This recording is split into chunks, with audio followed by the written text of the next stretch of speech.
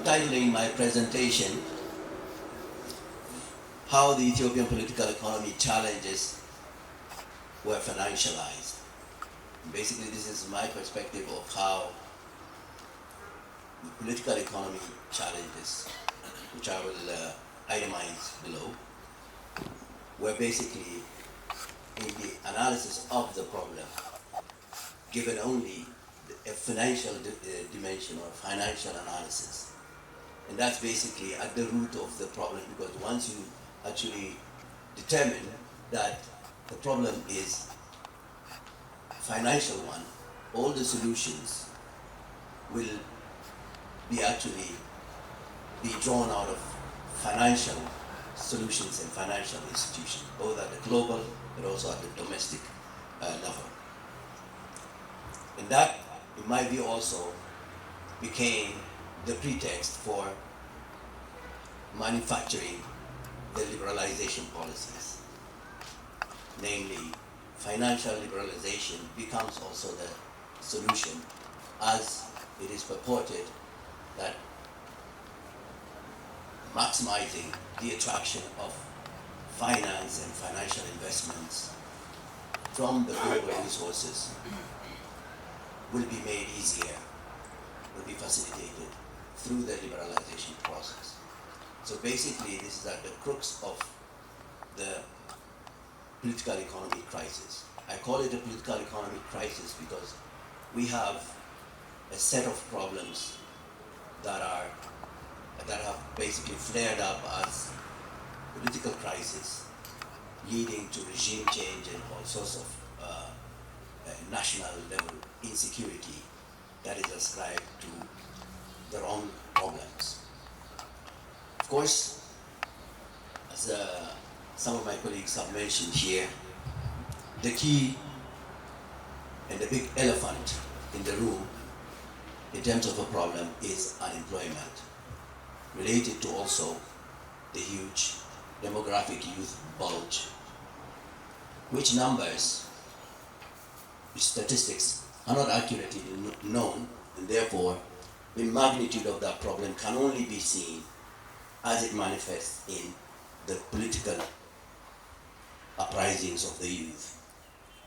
No matter how small their numbers, it is indicative that something is terribly wrong, a state of hopelessness, incomelessness, assetless, but increasingly educated, globally exposed youth simply having no income, no future. That anger manifests itself in all manner of ways, but it will be directed at the state, because a public in that kind of situation basically cannot express itself will actually blame or actually attribute its problems to the fact that the state has failed it. It won't go to beat up on their own mothers or fathers for impoverishing them. It won't beat up on their own community, but actually the state will be directed at the state. So that becomes now the big problem in terms of the major political problem. It's an economic problem that has taken on political dimension. Second part that is also related to that is in the economic system that EPRDF established since its beginning. It has increasingly failed to pay attention to the issue of wealth distribution, development distribution, both at the macro level, at the meso level, and of course at the micro level ultimately. That is despite the fact that there was a very strong equity drive. In other words, there was in the politics of, especially in the federalism system, in the allocation of budgets, etc., it did have a very deliberate focus on distribution of, say, things like education, health, infrastructure, etc. But despite that, income and wealth and developmental distribution, especially in the agricultural sector, kept actually growing in terms of that large body of citizens, peasants, pastoralists, basically increasingly eviscerated as a result of not having adequate investment, adequate financing, adequate human resource development, etc., to actually create, to make agriculture, especially smallholder agriculture, as a source of income and wealth and employment. The other, of course, creeping problem is much more of an ideological nature. Increasingly, this accent, this highlighting of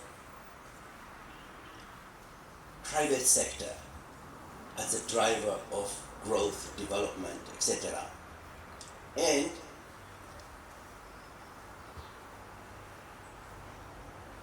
by the same token, the state dominance, state occupation of the economic space being actually a problem. That ideological perspective actually tends to self-fulfill in a way, because the state leaders, especially in the post-Mallas period, kept subscribing to that.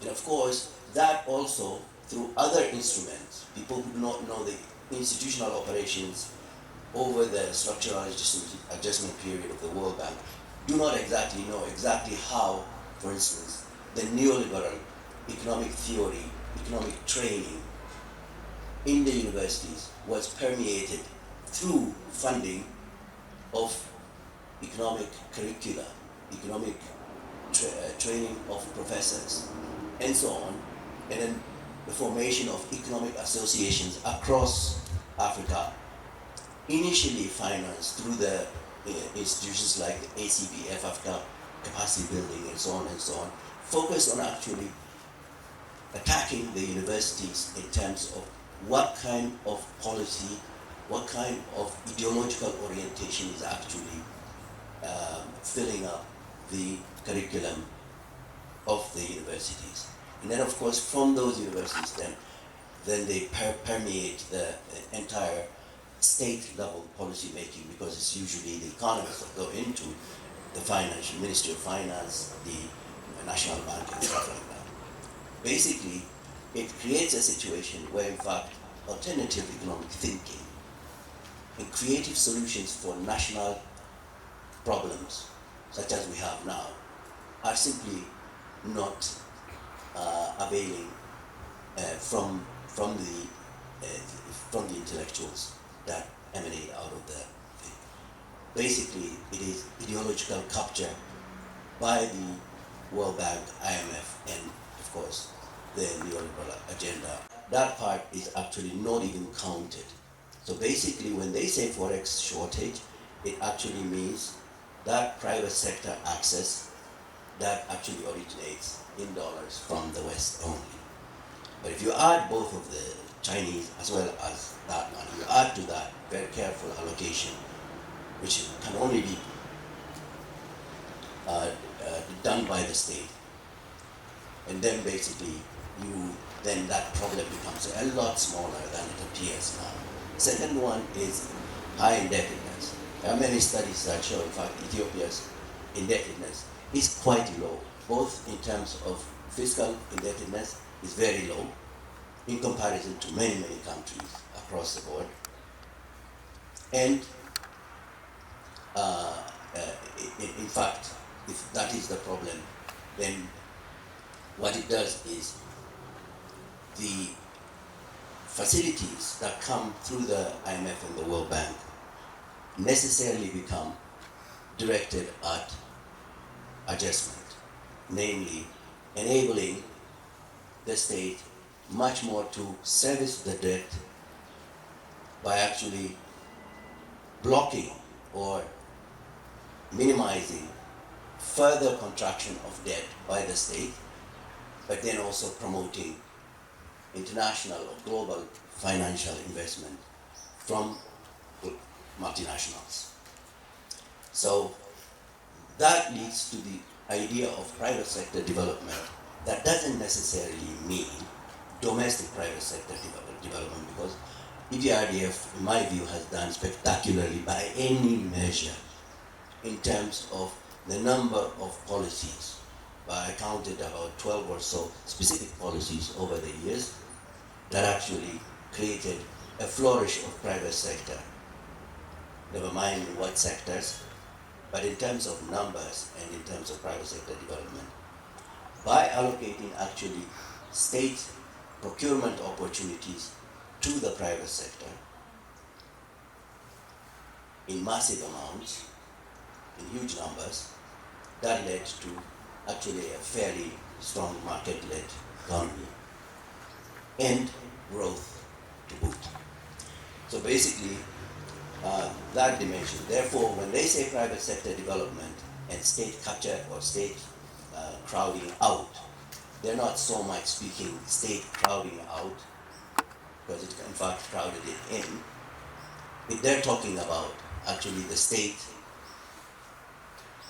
crowding out, especially in the big sectors, the only sectors that they're interested in, either the extractives and of course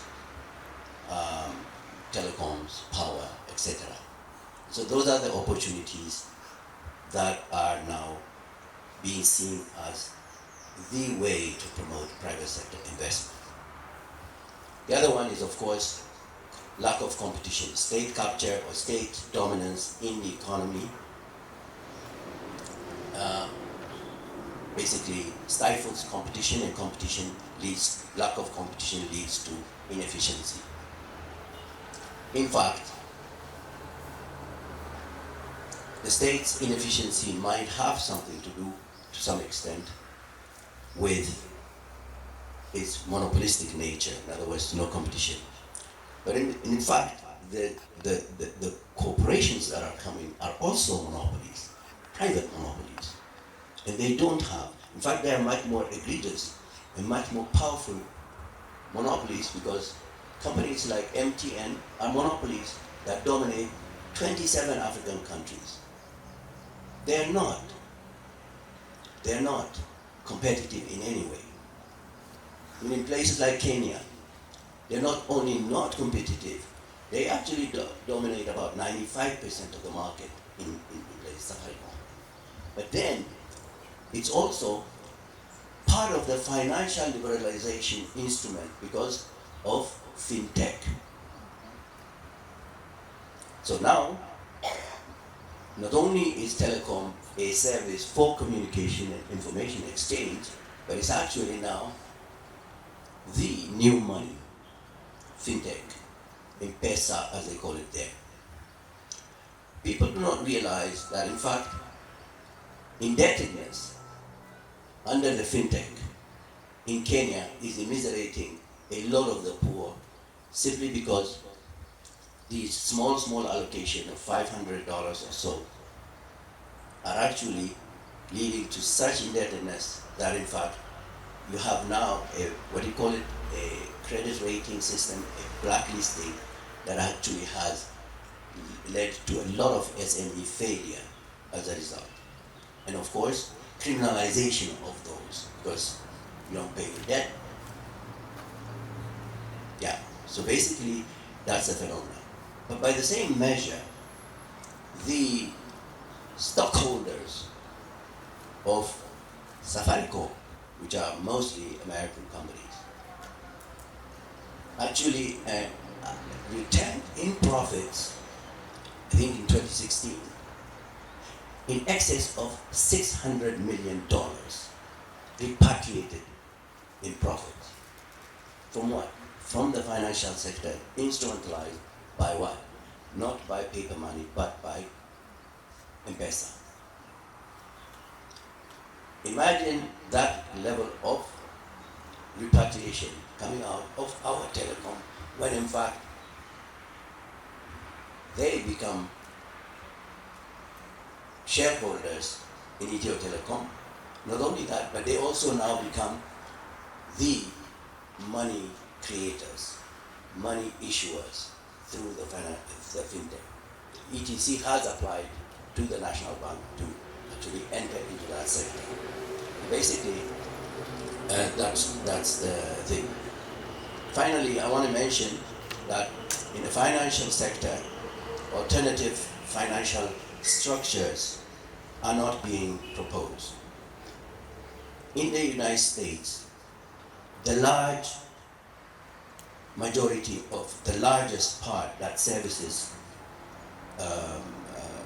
that gives access to banking are actually credit unions. They're more like cooperative banks. These are completely different structures from the private sector banking that we're familiar with. It's not Citibank, it's not that, it's credit unions. These are affinity-based, some are community-based, some are employment-based, but these are specifically banks owned by the depositors, by members. So when you deposit, you have to be a member, you have to be invited by a member, but also now you are a shareholder of the bank, and that bank can only lend to the members. It cannot go and buy other instruments outside of that. And that is a mechanism for financial. During the 2008 financial crisis, in fact, when all the banks failed and were bailed out by the taxpayer of the United States, in fact, these ones were the ones that remained very stable and unaffected almost. The other structure is the German system. People do not realize, besides Deutsche Bank, the big banks that are lending to big corporations and so on, there is a whole other system. They're called the German Sparkasse, for instance. These are not like, they're a little different from cooperative banks, but they have jurisdictional limitation. In other words, either they're run by boards that are, so they can only lend within a certain municipality only, and only to residents of that municipality. That form of distribution, imagine it here if in fact we had Warada banks, not commercial bank branches. If we had Warada banks that have equal access to capital allocation by the National Bank, but they are only required, they can only lend to the residents of the Warada, and they do not, they have to actually redistribute it because the community is the one that actually now politically governs those banks. That structure is not on the menu. But in fact, if we were serious about developing our agri sector, which occupies most of our citizens, basically the kind of financial sector reform that would be on the table would be exactly this one. Creating job opportunities through financing, creating enterprise opportunities and so on, through financing, where the youth reside, where they are born and raised. That is the kind of reform that should have been on the table if we are serious about addressing the big problems. In that sense, I want to conclude here, but that's the gist of my thing. The big, for those, when the government basically says that a lot of the, liberalization policies and the reform agenda is homegrown, it's simply, in my view, lack of awareness that in fact that package, that agenda has been in the works and has been pushed almost throughout the 80s, 90s, and so on, throughout Africa. So if they read it as something that they created, it's simply because they do not know how much standardized, how much fixed it is over there. And then of course, if you look at the new packages, for instance, the recent allocation by the IMF, 2.9 billion. basically all that is completely packaged on even the IMF's what they call ESF, Enhanced Structural Adjustment Facility, and so on. All of that is actually filled with precisely the reform agenda that we are looking at. And on the World Bank, of course, the big index of ease of doing business is also a very old story that is filled with indicators that have been, and so the dashboard now, the big dashboard that the cabinet looks at every day, every 2 weeks, every month, and tries to perform accordingly, is certainly not a homegrown thing. It has been, in fact, it's an indicator that is based on 130 countries. Basically, it's a ranking system that actually involves everybody. You cannot rank yourself by creating your own index. It's a comparator. It's a comparative index. So basically, that illusion aside, we have to come up and start thinking exactly how do we address the problem of unemployment, the problem of inequality, inequity, and of course, how do we address the agricultural sector? How do we, because we have invested, it's not investment, but we import. Now it's approaching close to $2 billion that we import in grain and oil, not including aid. Those numbers are frightening numbers. I'm talking about dollars, and they will keep growing because the food insecure population has started reaching 18 million from what used to be 5 million annually. Now it has reached that one. You can only address that by actually putting a lot of that investment back into the agricultural sector. So basically, that's my perspective. So we need to do a lot more creative policy crafting,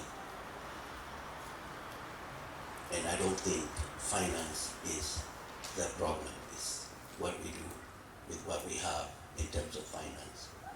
So much of finance actually money created against future production. It is not based on existing wealth. It's not converting existing wealth. It is actually based on creating new values. So the collateral of that finance is actually future production. And the protection against inflation and all that is actually future production, not financial liberalization or restriction. So those are the kinds of perspectives that we need to really examine in terms of creating new policies. Thank you very much.